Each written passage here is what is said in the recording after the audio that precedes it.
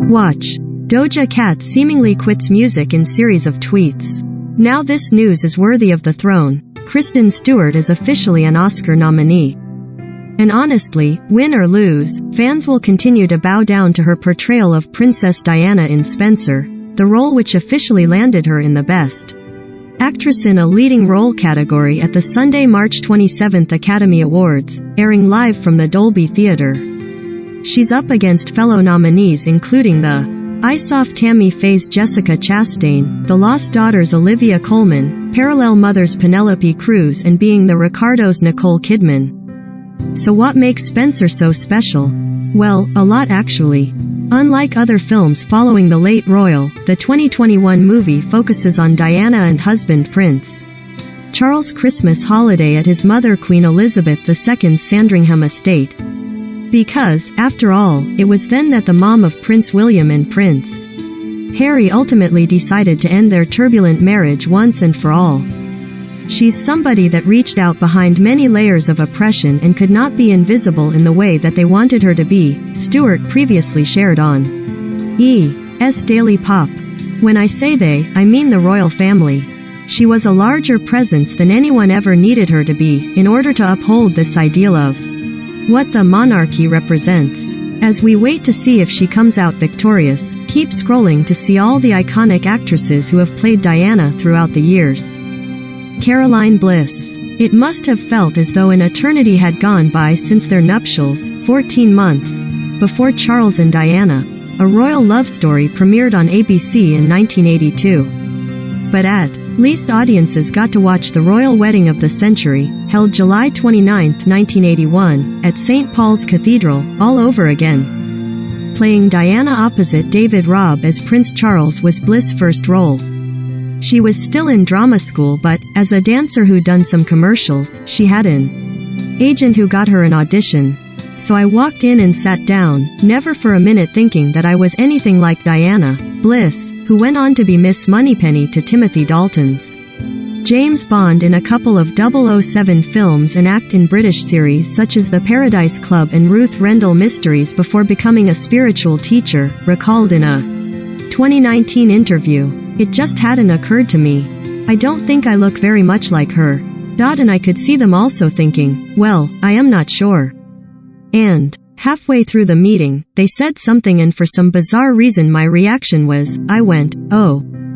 Reenacting the moment, Bliss put her hands on either side of her face in a gesture of astonishment, quite like the princess. And they all went, oh my God, she's done it naturally. Nicola Formby. In 1992, the British tabloids were ablaze with headlines about Princess Diana and Duchess Sarah Ferguson's unraveling marriages. The Women of Windsor, which aired on CBS that October, tackled them both, with Jim Piddock as Charles and Sally Ann Law as Sarah. Charles and Diana's separation was announced 2 months later. Serena Scott Thomas. The 1993 NBC movie Diana. Her true story was adapted from Andrew Morton's biography of the same name, which utilized tapes the princess made talking about the high and low points of her life as a royal. David Threlfall played Charles. Julie Cox. A few months before Diana and Charles' divorce was finalized in August 1996 came the made-for-TV movie Princess in Love, co-starring Christopher Bowen as the Prince of Wales. The CBS movie was based on the 1994 book of the same name by Anna Pasternak, which told the purported inside story of Diana's affair with British Army officer James Hewitt, a captain in the Lifeguards, which was first revealed in Morton's 1992 biography in which she admitted to during her Amy Seckham. Airing in the UK in 1998, Diana, a tribute to the People's Princess focused on the last year of Diana's life, including her relatively short romance with Harrod's heir Dodi Fayed, George Jacos, that ended when the two of them were killed in a car crash in Paris on August 31, 1997. Genevieve Orally. The 2007 TLC movie Diana, Last Days of a Princess was promoted as a documentary style, with artistic license, account of her final days leading up to her death, incorporating real news footage and interviews with scripted dramatic scenes. The additional inquest demanded by Mohammed Al-Fayed, Dodi's billionaire father, was still ongoing and wouldn't conclude until 2008 with the finding that the couple were unlawfully killed due to the gross negligence of their driver Henri Paul, who also died in the crash, and the paparazzi who gave chase to their car as they left the Hotel Ritz in Paris. Leslie Harcourt, the Scottish actress, had a brief appearance as William's late mother as he's watching her in a television interview, setting the stage for the events covered in Hallmark Channel's William. The fairly pedigreed cable movie, Victor Garber as Charles, Jane Alexander as the Queen and Jean Smart as Camilla, aired in August 2011, 4 months after Prince William and Kate Middleton's wedding, and was co-written, co-produced and directed by Linda Yellen, who had previously worked on Charles' Royal Romance. Naomi Watts. The 2013 film Diana focused on her complicated relationship with heart surgeon Hasnat Khan and subsequent coupling with Dodi Fayed, which wasn't as serious too. Diana's the engagement ring on display at Harrods as a shrine to the ill-fated pair would have one believe. Asked what compelled her to take on the role, Watts told reporters before the release, "Ultimately, the reason I wanted to say no so much became the reason I wanted to do it as well. I was intrigued by the challenge. I mean, in the beginning I thought, how do you possibly take on the most famous woman of all time when everybody feels they know her so well? How do you take possession of that character? So that was daunting, to use a word of hers." Watts, who is originally from the UK but spent some formative years in Australia, said she didn't know much about Diana and Khan at all before she read the script, which was based on Kate Snell's 2001 book Diana, Her Last Love. She also thought twice about accepting due to the sensitivity of it. How will people feel about this? Watts continued, "But I realized this story was bound to be told at some point, and how often do we stumble across such fascinating characters? They're quite hard to find as a woman, and one who embodies so many different things, the fragility, but also the great strength, unbelievable charisma, great beauty, wisdom, compassion and empathy." I thought about it and I thought, well, I can't say no to this, why not seize the opportunity? Reviews were not kind and the movie never received an American theatrical release, an experience Watts later shared with her dear friend Nicole Kidman, whose Cannes to Lifetime film Grace of Monaco received a royal share of ridicule, too. Bonnie Soper. The New Zealander appeared in 2 Lifetime movies about Prince Harry's love life, 2018's Harry, Royal Wedding, and 2019's Harry. Different actors played Harry and Meghan Markle in each, but their Diana was a constant. I didn't pay attention to the whole royal scene. I was a little southern girl, Soper told New Zealand Site Stuff in 2018. However, I do very much recall seeing her in the magazines and seeing this woman hounded by the press. I remember being very interesting by her. Then of course, with the accident, I remember being shocked like the rest of the world and feeling sad, so sad.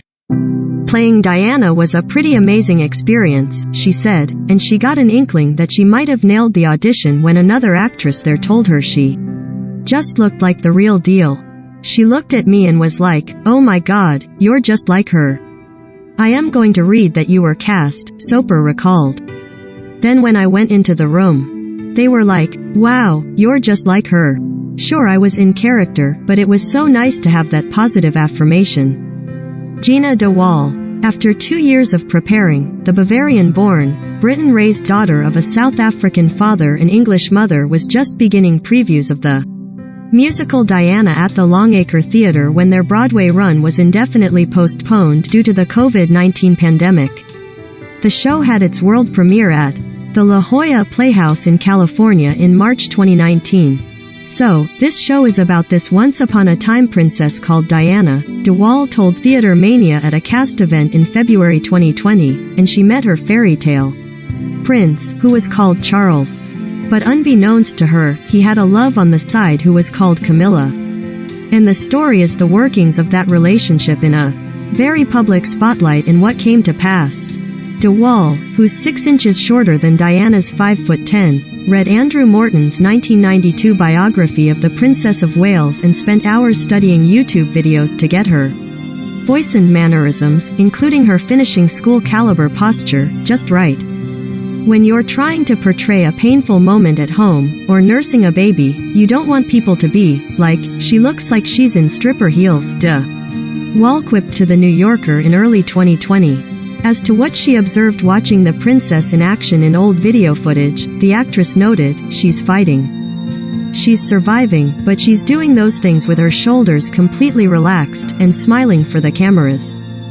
Asked why she felt Diana's story remained worth telling, De Wall, calling it a dream role, told Broadway Inbound, I think the reason people will want to see Diana because she's still such a huge part of our zeitgeist and a part of our awareness. And I think we want to celebrate her. Diana is re-headed for Broadway and Netflix in 2021. Emma Caron, the British actress, previously of the Bruce Wayne Butler origin tale Pennyworth, took on the role for the 4th season of The Crown, starting with the earliest days of 19-year-old Lady Diana Spencer's romance with Charles. Initially I was very daunted, very much listened to the noise, heard all the voices and got quickly frustrated and quite scared about it, Caron acknowledged her concerns to E! News. I thought, this isn't actually giving me anything to work with, so then I very much had to kind of put blinkers on and just do my own thing. And then it massively helped, getting the script, because as soon as I had the script in front of me I realized, oh, okay, this is a character I am playing. This is the Crown's version of Diana. I can bring a lot of what I wanted to this part. It made it more manageable to do the role. She enjoyed finding the precarious balance of strength and vulnerability that Diana projected, and I think that's what The Crown does so well, is to show both sides of it. Josh O'Connor, who plays Charles, told Harper's Bazaar in November 2019 when they were filming that Emma's doing a brilliant job, and it's breathtakingly accurate. She looked the spitting image of Diana, and it's kind of extraordinary. So that's kind of spooky. Elizabeth Debicki, the Paris-born, Melbourne-raised actress, whose resume includes The Night Manager, Widows and Tenet, will take over the role of Diana for The Crown's final 2. Princess Diana's spirit, her words and her actions live in the hearts of so many, Debicki said in a statement when the casting was announced in August. It is my true privilege and honor to be joining this masterful series, which has had me absolutely hooked from episode 1. Kristen Stewart. In Spencer, which aims to get beneath the surface and rehumanize the iconic People's Princess, Stewart may be the first actress to play Diana who actually has first-hand experience of the sort of paparazzi mob that the Princess of Wales faced off against regularly. Addressing the question of how in the world do you get a thing like that right, Stewart said on Jimmy Kimmel Live in November, I mean, everyone's perspective is different and there's no way to get anything right because what is fact in relation to personal experience? My movie takes place over, 3 days, and it's this, really poetic internal imagining of what that might have felt like rather than giving, new information. So, we kind of don't have a marked hit. We just also love her. Stewart was only 7 when Diana died, but she remembers seeing on TV the field of flowers that mourners left in front of Kensington Palace. I've never seen so many in one place, the Twilight star recalled to Jimmy Kimmel. I was really young, didn't really know what was going on. But now, it's hard not to feel protective over her. Natalie Portman was nominated for an Oscar, and every other award, for her portrayal of Jacqueline Kennedy in Pablo Larraín's 2016 film Jackie, which focused on how the suddenly widowed First Lady navigated the days immediately following her husband's assassination. Now, Stewart is the first to nab an Oscar nom for a Diana movie, none of them so far having been able to rise to the occasion that the late royal's hauntingly powerful, and, yes, inimitably scandalous, story remains to this day.